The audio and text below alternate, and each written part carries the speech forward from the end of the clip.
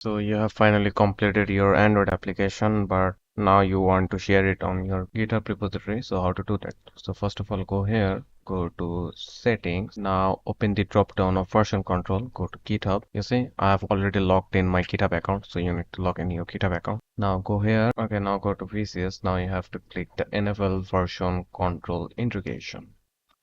So the integration will be Git. Okay, so after that you need to go to Git. Now this is GitHub. I'll click this one, share project on GitHub. Okay, so my project name will be this one, budget planner white underscore Android, and I will be using a public repository. And this is okay, just add some simple description, and now I'll hit share, and it will show me which files to be shared on GitHub. Now I will choose add. Okay, so it's already pushed into my GitHub account. Let me show you. Okay, you see, this is just push.